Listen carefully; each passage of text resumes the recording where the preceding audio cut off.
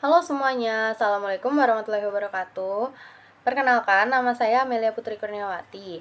Pada kesempatan hari ini, saya akan membahas materi tentang jenis-jenis sumber daya alam dan lingkungannya. Yang pertama itu ada garis besar pembelajaran. Jadi, apa aja sih yang akan kita bahas hari ini? Yang pertama itu ada apa itu sumber daya alam, lalu ada manfaat sumber daya alam, kondisi sumber daya alam saat ini, dampak kerusakan sumber daya alam terhadap makhluk hidup, dan yang terakhir, bagaimana sih melestarikan sumber daya alam. Setelah mengetahui garis besar pembelajaran, waktunya kita langsung masuk ke materi yang akan dibahas.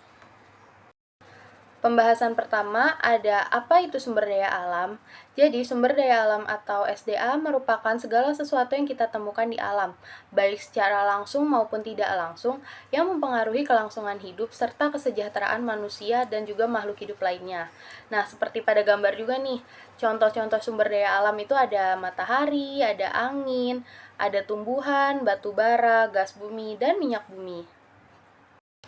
Yang selanjutnya ada jenis sumber daya alam. Jadi sumber daya alam itu dibagi menjadi dua. Ada yang berdasarkan ketersediaannya di alam, yang kemudian dibedakan lagi nih menjadi dua. Ada sumber daya alam yang dapat diperbarui, dan sumber daya alam yang tidak dapat diperbarui. Lalu yang kedua ada sumber daya alam berdasarkan asalnya. Dibagi dua juga. Jadi yang pertama ada sumber daya alam hayati, dan yang kedua ada sumber daya alam non-hayati. Pertama, ada sumber daya alam yang dapat diperbarui atau renewable resources, yang dapat dikenal juga sebagai sumber daya alam terbarukan. Maksudnya apa sih? Jadi, sumber daya alam yang dapat terbarukan itu merupakan jenis sumber daya alam yang mampu terbentuk kembali melalui proses alam dalam waktu yang relatif singkat. Jadi, sumber daya alam ini tuh gak akan habis gitu, karena akan terus terbarukan oleh kondisi alam. Nah, contohnya itu ada matahari, ada angin, tumbuhan, air, dan panas bumi. Selanjutnya, ada sumber daya alam yang tidak dapat diperbarui, unrenewable resources, atau tidak terbarukan. Merupakan sumber daya alam yang pembentukannya memerlukan waktu yang sangat lama, bahkan hingga jutaan tahun. Sumber daya alam yang tidak dapat diperbarui ini jumlahnya terbatas dan waktu produksinya itu tidak bisa singkat.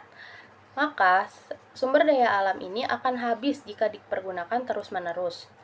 Contoh dari sumber daya alam yang tidak dapat diperbarui ada merupakan bahan bakar dari fosil, yaitu minyak bumi, batu bara, dan gas bumi.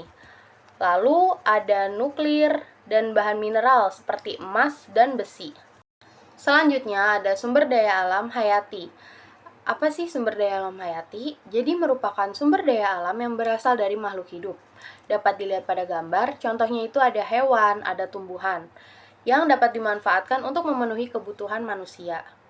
Selanjutnya ada sumber daya alam non-hayati.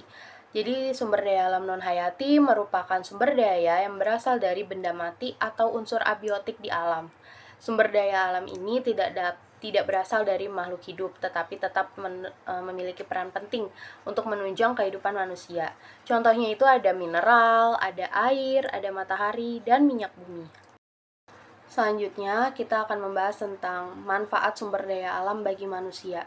Jadi, ada beberapa manfaat sumber daya alam bagi manusia, seperti kayak untuk sumber energi untuk membangkitkan listrik, ada bahan dasar pembuatan obat-obat tradisional maupun modern, ada minyak bumi sebagai bahan bakar kendaraan, dan juga tumbuhan dan hewan sebagai sumber pangan utama bagi manusia. Sehingga jika kita tidak memiliki sumber daya alam, maka kita tidak bisa memenuhi kebutuhan hidup sehari-hari. Bagaimana sih kondisi sumber daya alam kita saat ini? Banyak sumber daya alam yang ketersediaannya mulai menipis. Hal ini disebabkan oleh beberapa faktor, seperti ada penebangan hutan secara liar, pencemaran lingkungan, bencana, bahkan penggunaan energi yang berlebih. Yang pertama, ada penebangan hutan secara liar, yang menurut definisi itu merupakan kegiatan menebang pohon di hutan tanpa izin resmi atau tidak sesuai dengan aturan yang berlaku, serta tanpa adanya upaya penanaman kembali. Hal ini tuh berdampak pada habitat hewan yang terganggu, kualitas udara dan air yang memburuk, serta keragaman hewan dan tumbuhan yang mulai menurun atau dalam arti kata lain punah. Kedua, ada pencemaran lingkungan. Dalam definisinya, pencemaran lingkungan adalah masuknya zat atau komponen lain ke dalam lingkungan yang menyebabkan perubahan atau kerusakan pada keseimbangan alam. Hal ini berdampak pada mengganggu kesehatan manusia, kerusakan ekosistem, perubahan iklim, serta kualitas hidup yang menurun. Ketiga, ada bencana. Merupakan serangkaian peristiwa yang disebabkan oleh faktor alam maupun manusia dan mengakibatkan kerusakan lingkungan, kerugian harta benda, serta korban jiwa. Contohnya itu seperti pada gambar ada banjir, ada gempa bumi, ada tsunami, dan gunung meletus. Bencana ini berdampak pada habitat hewan yang terganggu, lalu ketersediaan air bersih berkurang, serta kerusakan tempat tinggal manusia. Dan yang keempat, ada perilaku boros energi. Apa sih perilaku boros energi itu? Jadi merupakan kebiasaan yang menggunakan energi secara berlebihan dan tidak efisien, sehingga menyebabkan pemborosan sumber daya. Perilaku boros energi ini sangat berdampak pada sumber daya alam. Yang pertama, ada penurunan ketersediaan sumber daya alam, dan yang kedua, aktivitas makhluk hidup pun ikut terganggu.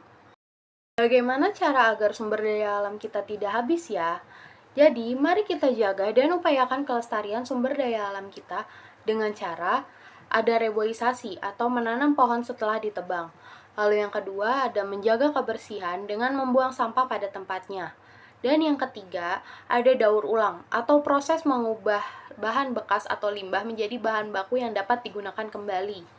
Lalu selanjutnya, ada menggunakan sumber daya alam yang terbarukan dengan seperti menggunakan tenaga surya, air, atau angin sebagai pembangkit listrik.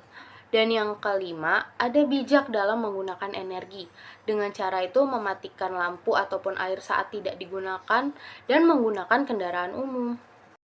Setelah mempelajari materi yang telah diajarkan atau yang kita udah bahas tadi, sekarang waktunya kuis. Jadi ada 3 pertanyaan. Kita langsung mulai aja ya. Yang pertama, jenis sumber daya alam berdasarkan ketersediaannya di alam bisa dibedakan menjadi 2, yaitu, ayo ada yang bisa jawab, A atau B? Ya, jawabannya yang benar adalah yang A. Pertanyaan kedua, contoh sumber daya alam yang dapat diperbarui adalah, ada yang bisa jawab? Jawaban A atau B?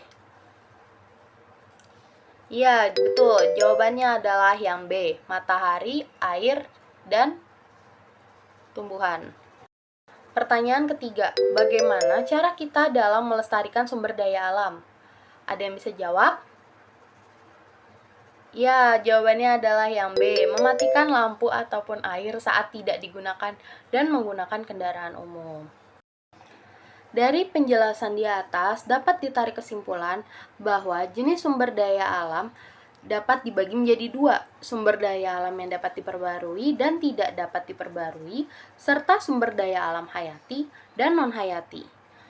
Lalu, terdapat masalah pada sumber daya alam, ada penebangan pohon, pencemaran, penggunaan energi berlebih, dan bencana alam. Selanjutnya, juga ada dampak kerusakan dari sumber daya alam, seperti kesehatan makhluk hidup, keberagaman tanaman dan hewan yang rusak, serta rusaknya tempat tinggal makhluk hidup. Dan terakhir, solusinya untuk melestarikan sumber daya alam itu adalah dengan melakukan reboisasi, menggunakan sumber daya alam dengan bijak, menggunakan sumber daya alam yang terbarukan karena tidak dapat habis, dan juga yang terakhir ada menjaga kebersihan. Sekian penjelasan materi hari ini, semoga dapat bermanfaat. Kurang lebihnya mohon maaf. Wassalamualaikum warahmatullahi wabarakatuh. Terima kasih.